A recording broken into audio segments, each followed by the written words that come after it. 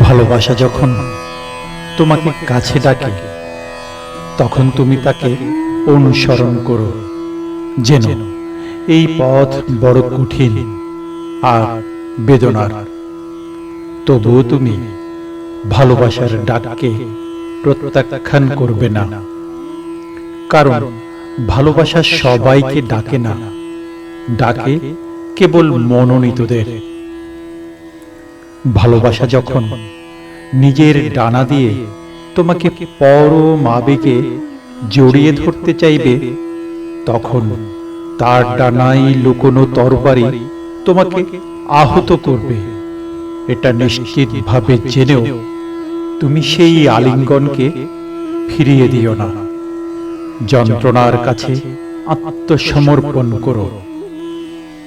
সে যখন যা কিছু তোমাকে দেয় নিও, সে যা কিছু তোমাকে বলে কোনো প্রমাণ ছাড়াই তা বিশ্বাস করো। তাকে সন্দেহ করার ধৃষ্টতা দেখিও না। তার কথায় হয়তো তোমার বহু দিনের লালিত স্বপ্ন ভেঙে পড়তে পারে, যেমন করে ঝড়ের দমকা হাওয়া উড়িয়ে নিয়ে যায় ফুলের বাগান। তবু তুমি তাকে বিশ্বাস করো। ঝড়ের মিষ্টি বাতাস উপভোগ করতে চাইলে শেকড় উপড়ে উঠে আসার বিপদকে উপেক্ষা করতেই হয়। জেনে রেখো, ভালোবাসা যেমন তোমাকে রাজ্য জয়ের আনন্দ দেয়, মাথায় পরায় সোনার মুকুট, তেমনি ভালোবাসা তোমাকে প্রচন্ড যন্ত্রণায় পেরেক বিদ্ধ করে। মাথায় কণ্টক মুকুট পরিয়ে সে তোমাকে বড় বেরহমভাবে হত্যা করে, একবার নয় বারবার। ভালোবাসা যেমন তোমার কাণ্ড আর শাখার অদ্ভুত বৃদ্ধি ঘটায়, তেমনি ভালোবাসা তোমার অহংকারের ডালপালাকে ছেঁটেও দেয়। ভালোবাসা যেমন তোমার শাখা প্রশাখা দিয়ে এক অদ্ভুত শিহরণ বইয়ে দেয়, তেমনি ভাবে ভালোবাসা তোমার শেকড়ের গভীরকে এমন ঝাঁকুনি দিয়ে মাটির থেকে আলগা করে দেয় যে তেমন যন্ত্রণা তুমি হয়তো কল্পনাও করনি। ভালোবাসা বড় নির্মম ভাবে গাছ থেকে তোমাকে কেটে নামিয়ে আঁটি বাঁধে।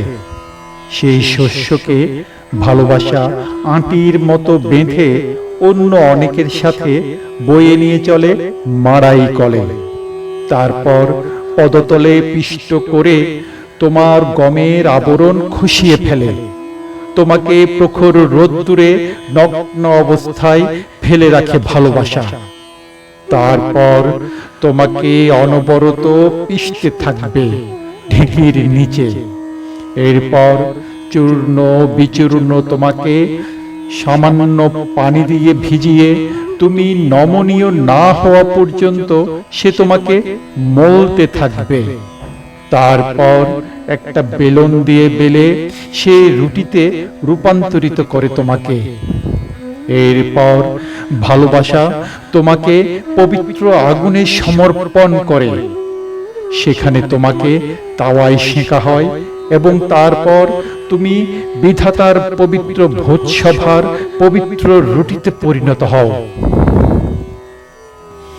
এই যে ভালোবাসা তোমাকে নিয়ে এত শত কাণ্ড কারখানা করলো, এসব করার পিছনে ভালোবাসার উদ্দেশ্য ছিল একটাই, সেটা হলো তুমি যেন তোমার হৃদয়ের রহস্যটা বুঝে ফেলতে পারো। জেনে রেখো, সেই জ্ঞান তোমাকে পরমাত্মার হৃদয়ের এক ক্ষুদ্র অংশে জায়গা করে দেবে।